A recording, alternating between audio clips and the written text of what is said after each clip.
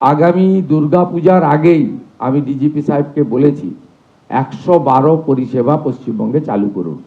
আমি অ্যাভারেজ দেখছিলাম গুজরাট, মহারাষ্ট্র, উত্তরপ্রদেশ 6 মিনিটে পুলিশ পৌঁছায়।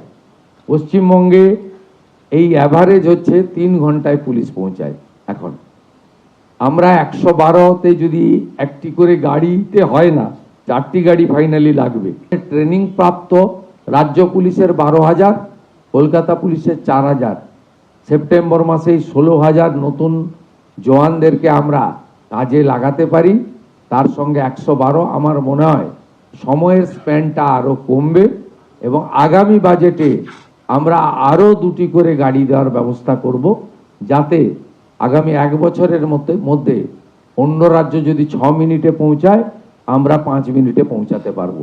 এটাই আমাদের লক্ষ্য থাকা উচিত। কোনো কিছু অভিযোগ এলে লুকানোর দরকার নেই, নথিভুক্ত করুন, এফআইআর করুন, তাকে সঠিকভাবে মোকাবিলা করুন এবং ভারত সরকারের স্বরাষ্ট্র দপ্তর যে ধরনের তথ্য বিভিন্ন ক্রাইমের ক্ষেত্রে, বিশেষ করে মহিলা সংক্রান্ত, শিশু সংক্রান্ত যে সমস্ত অভিযোগের ক্ষেত্রে ডাটা বা তথ্য চায়, বিগত দিনে যেটা আমাদের সরকার পাঠায়নি, সেইটা যাতে আমরা কোনোভাবে একটা সংখ্যাও কম না পাঠাই।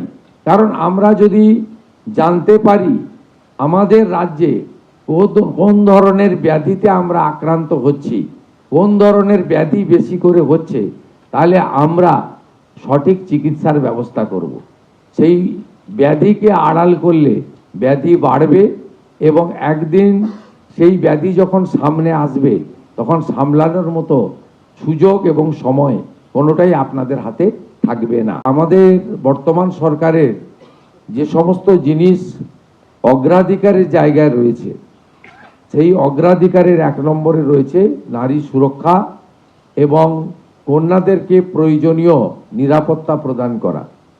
তাই আমি আশা করব ভারতীয় ন্যায় সংহিতা, পস্কো আইন এবং নির্ভয়ার ঘটনার পর থেকে আমাদের এই রাজ্যের অভয়ার ঘটনা পর্যন্ত এখান থেকে আমরা যে তিক্ত অভিজ্ঞতা সঞ্চয় করেছি, সেই তিক্ত অভিজ্ঞতা সঞ্চয় করে আমাদের এই নারীদেরকে এবং কন্যাদেরকে আমরা সুরক্ষা প্রদান করব, জাস্টিস দেব এবং তার জন্য এই সরকার জিরো টলারেন্স নীতিতে চলবে। আপনারা চেষ্টা করবেন এই পরিষেবা সংক্রান্ত কোনো অভিযোগ যেন আপনাদের সরকার আপনাদের পাশে যে আমার অনলাইন সিস্টেম চালু রয়েছে সেখানে যেন আমি অভিযোগ না পাই, এটা দেখতে হবে। আমি কিছুদিন টাইম দিচ্ছি যাতে এটাকে আপনারা ঠিকঠাক করে নিতে পারেন।